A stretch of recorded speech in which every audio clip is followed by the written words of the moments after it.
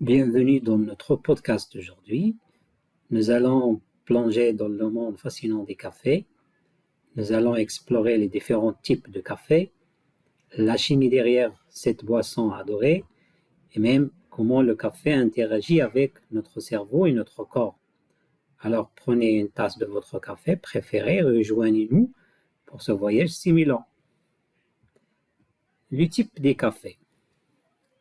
Il existe principalement deux types de grains de café que nous consommons, l'arabica et la robusta. L'arabica est connu pour son goût doux et délicat, tandis que la robusta a une saveur plus forte et plus audacieuse.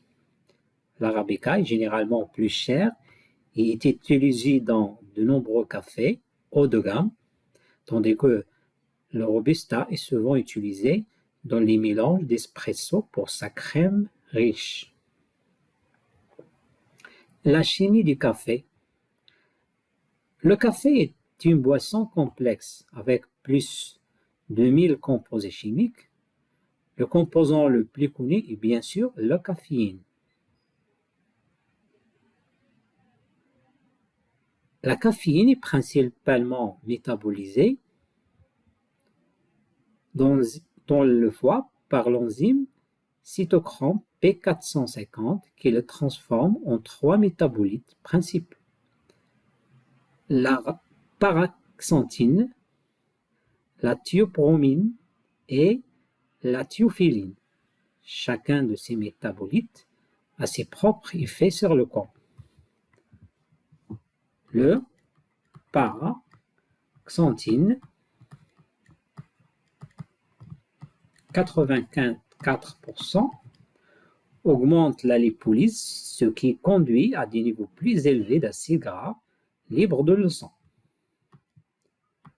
Le thiobromine,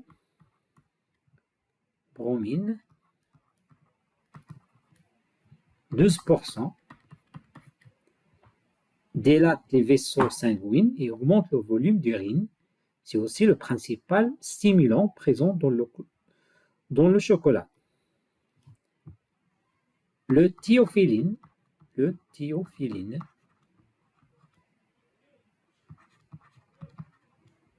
4%, détend les muscles des voies respiratoires, ce qui explique son utilisation en tant que médicament pour l'asthme. Il augmente également le rythme cardiaque. Ces pourcentages indiquent la proportion de caféine qui est métabolisée en chaque métabolite. Le processus de métabolisation de la caféine peut être représenté par l'équation chimique suivante. Le caféine plus le NADPH plus le H+, plus O2 donne le paraxanthine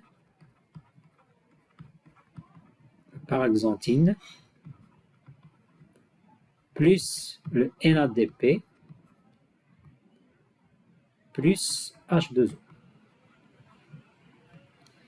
Cela représente la dégradation de la caféine en paraxanthine. Les autres réactions sont similaires, mais produisant la thiobromine et la thiophyline à la place.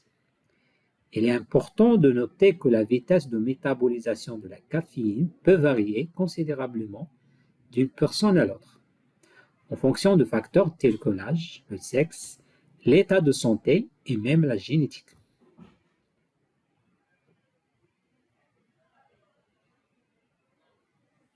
Le café et le cortisol.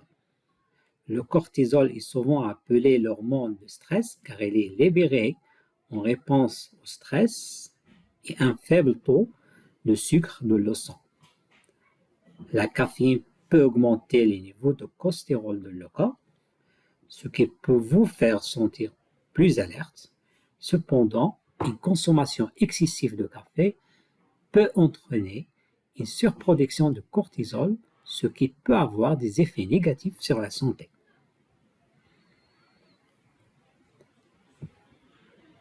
Café et neurosciences. La caféine est un effet stimulant sur le système nerveux central. Il augmente la libération de dopamine, un neurotransmetteur qui joue un rôle clé dans le plaisir et la récompense. C'est pourquoi une tasse de café peut vous faire sentir plus énergique et améliorer votre humeur.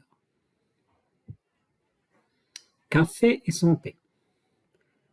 La consommation des cafés a été associée à de nombreux avantages pour la santé, comme une réduction des risques de maladies cardiaques et de certains types de cancers.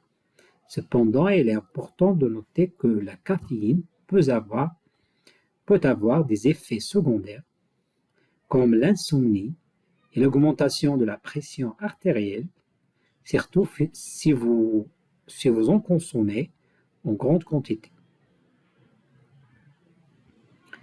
Quand boire du café. Le meilleur moment pour boire du café est généralement le matin, lorsque votre niveau de cortisol est naturellement bas. Boire du café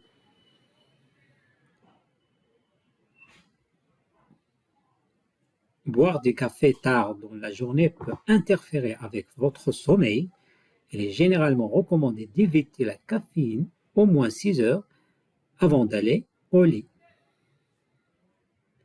Et voilà, nous avons fait un voyage à travers le monde des cafés, de la plantation à la tasse, en passant par la chimie et la biologie de cette boisson incroyable. Nous espérons que vous avez apprécié ce podcast et que vous avez appris quelque chose de nouveau sur le café. Merci de nous avoir écoutés et nous vous retrouverons la prochaine fois pour un autre épisode passionnant. À bientôt.